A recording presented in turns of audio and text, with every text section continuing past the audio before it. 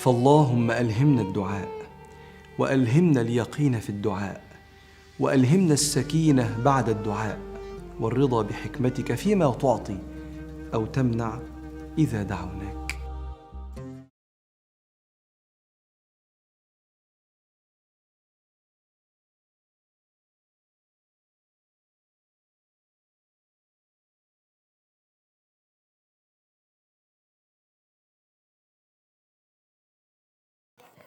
حبايبي، ازيكم؟ عاملين ايه؟ يا رب كلكم تكونوا بخير. النهارده بقى زي ما شفتوا كده في اول الفيديو فطرنا، هو روتيننا في المطبخ النهارده مع بعض. هنعمل فطار وسحور مع بعض.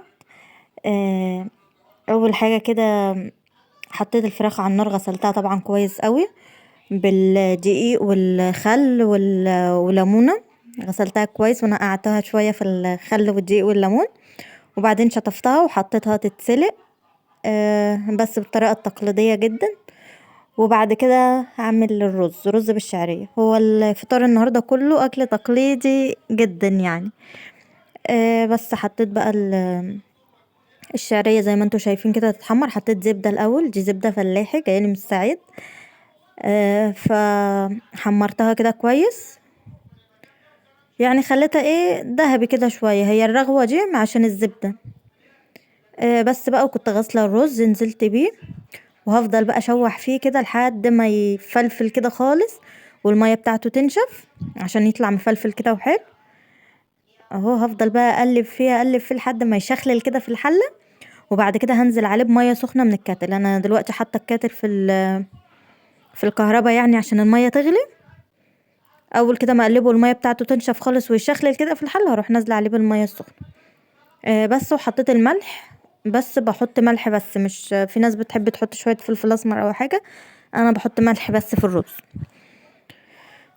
بس كده وهحط اهو المية السخنة، وسايبة الفراخ بتتسلق. ودلوقتي بقى هعصج اللحمة جنب الرز كده عبال ما يستوي، علشان هنعمل جلاش. اهو بصوا بقى، بشرت على اللحمة بصلاية وملح وفلفل وشوية بهارات ومكعب مرقة، وبس كده. النهارده الاكل ما فيهوش اي افتكاسات. بس بقى هقعد اقلب فيها كده تستوي. وهكون انا بعمل، بس ما صورتهاش معاكم، هعمل اللي هي بتاعه الجلاش بيضة. وفي ناس بتدهن الاول سمنة الجلاش كله، وبعد كده تقطعه وتروح جايه حاطه البيضة واللبن فوقيه. انا مش بعمل كده، انا بعمله كله من الاول. بسيح السمنة واروح حاطه عليها كوبايه لبن وبضايه وملح وفلفل والبهارات اللي انت عايزاها بقى، ومكعب مرقه ولو شويه جوز الطيب والكلام ده. وبدهن بقى كل ورقه من الخلطه دي كلها من اللبن والبيض، وكله بيطلع بقى ايه منفوش معاكي كده وجميل. بس زي ما انتوا شايفين بقى، حطيت مكعب مرقه للحمه، وهحط بشره جوز الطيب اهي. بس كده بقى، كنت عملت الخلطه بتاعتي اللي قلتلكوا عليها، اللبن والبيض والسمنه. بس بقى، والجلاش ده كنت اول مره اجربه، كنت جايباه من السوبر ماركت اللي جنبي.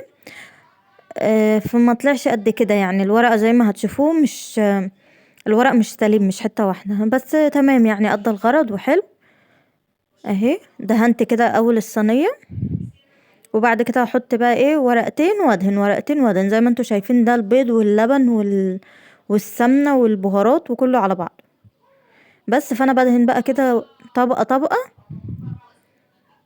وفي الاخر خالص بروح جايه مقطعه وعامله على الوش بقى الباقي اللي باقي من الخلط. اهو بصوا بقى الورق متقطع ازاي.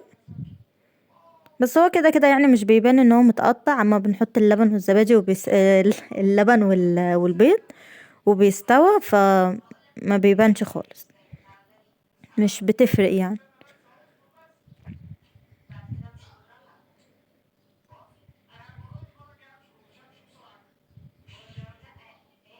كنت عايزه اعمله صوابع، بس ايه حبيت انجز بصراحه، ما عشان اخلص رحت جايه عاملاه كده ايه على بعضه، ما بياخدش وقت. وعملت كمان شويه ملوخيه.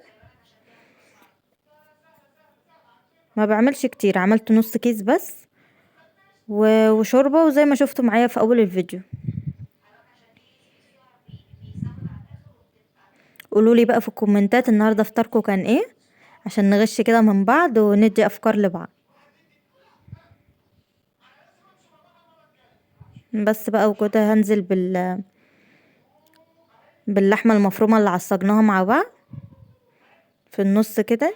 لو عندك بقى جبنة حطي جبنة مشكلة، موتزاريلا، تركي، فلفل الوان، الكلام ده. بس ايه يعني، ده اللي كان متوفر وتمام يعني.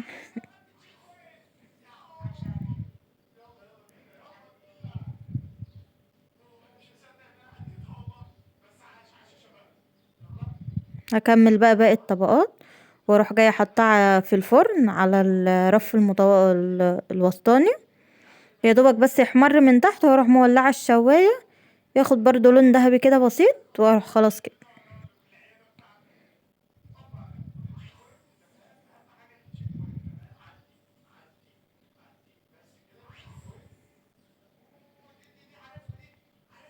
ولما بتدهني بتحطي البيض مع الخلطة كده، بتدهني الخلطة كلها، بيخليه يقب معاكي كده. البيض طبعا بينفش، يخلي ونسيت كمان اقول لكم، بحط نص معلقة وشوية صغيرين قوي كده على طرف المعلقة بيكنج باودر، بيعلي كده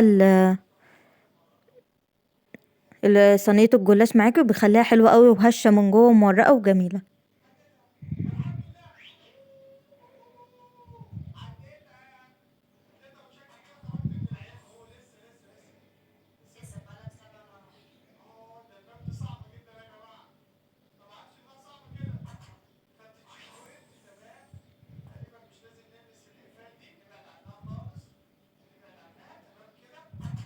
بس بقى وهقطعه كده، وبعد كده اروح جايه بقى نازله ببقيه اللبن والبيض والكلام ده كله على الوش.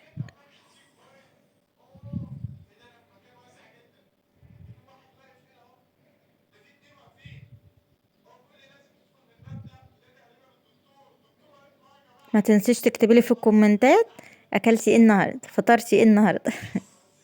بس حطيت بقى كله الاسود دوت فلفل اسمر.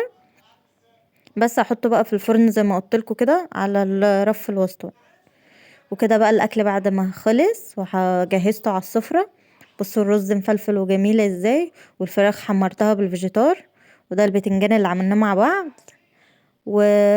والشوربة عليها فلفل اسمر كده وليمون، والجلاش وبس. وعملت كمان ملوخية هتشوفوها دلوقتي، بصوا خضرة وجميلة ازاي.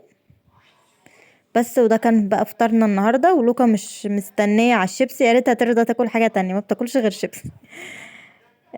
بس بقى شطبت بقى المطبخ بعد ما خلصنا وكلنا، شلته. وبصوا بقى المطبخ بقى زي الفل.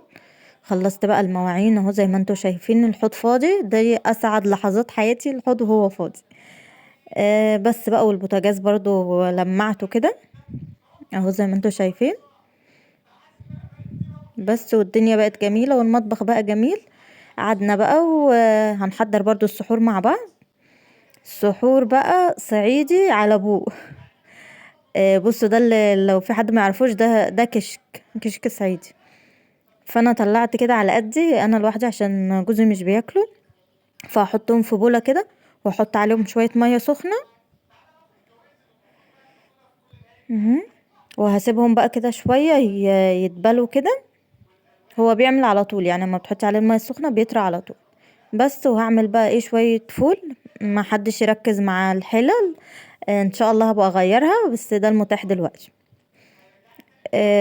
دي كانت تيفال بس اتجرحت، فانا اعرف ان التيفال لما بتبقى متجرحة بيبقى غلط، عشان الطبقة اللي فيها دي بتطلع في الاكل. فانا غسلتها بالسلكة الخشنة وخليتها عادي كده صينية ألمونيوم عادي. بس حطيت بقى حتة زبدة، هعمل فول النهاردة بالثوم والزبدة. حطيت بقى حتة زبدة كده في الحلة، ونزلت عليها بمعلقة توم مع فلفل المشطشط دوت اللي كنا عاملينه للبتنجان، وهديها تشويحة كده سريعة اهي زي ما انتوا شايفين. ريحته تحفة الزبدة مع الثوم، تحفة. جربوه ان شاء الله يعجبكم بالطريقة دي. بس وده بقى الفول برضو اللي كنا مدمسينه مع بعض اهو. هفتح بقى كيس واعمله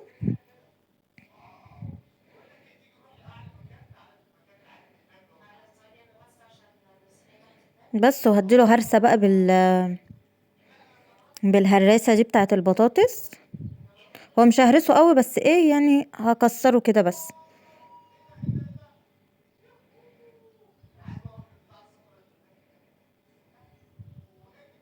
فتمام كده حلو قوي.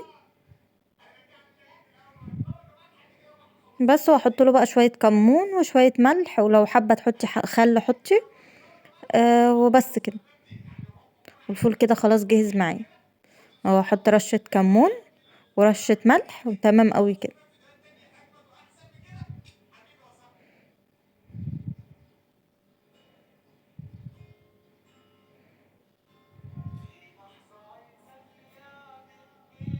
بس كده وهدوقه بقى بشوف الملح بتاعه وتمام كده خلاص. وهنعمل بقى البيض. هعمل لجوزي كده بيض بس اهو. انا كنت افكر الكاميرا بتصور ما صورتش، ده بيض بس من غير كشك عشان هو مش بياكله. وهعمل لنفسي انا بيض بالكشك في نفس الطاسه كده. قلبت البيض الساده، وفي نفس الطاسه رحت جايه مزوده اهي حته زبده كمان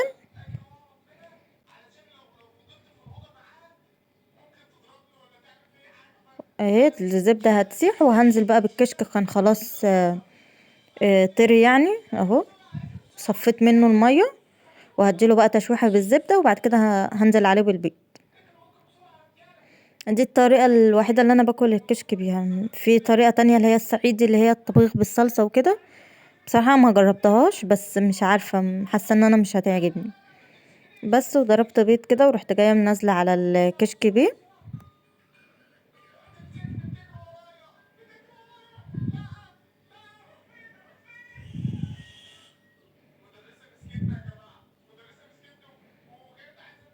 بس واقعد بقى اقلب فيه لحد ما البيض يستوي. وطعمه بجد تحفة، اللي ما جربش الكشك فايته كتير جدا، هيعجبه اوي. بس كده بقى هبتدي احضر. ده البيض السادة، وهحط كده البيض بالكشك في طبق تاني.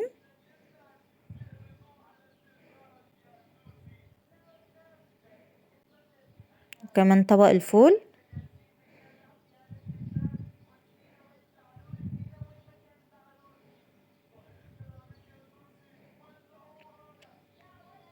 وريحة بقى الفول بالزبدة والثوم وهم يا بنات وهم. بس بقى احط على البيض رشة ملح ورشة فلفل. انا اللي هو فيه كشك ده ما بحطش عليه حاجة، يعني بحس ان الكشك ليه طعمه كده ومتبهر، فانا اصلا مش بحب الملح الكتير، فمش بحط له حاجة. وده كيس شيبسي بتاع مليكة كده سرقناه منها وحطيته كده في طبق جنب الاكل. ودي جبنة برضو قريش صعيدي. بس بقى وده كان سحورنا وده كان يومنا النهاردة. لو عجبك الفيديو بقى لايك واشتراك وفعلي الجرس.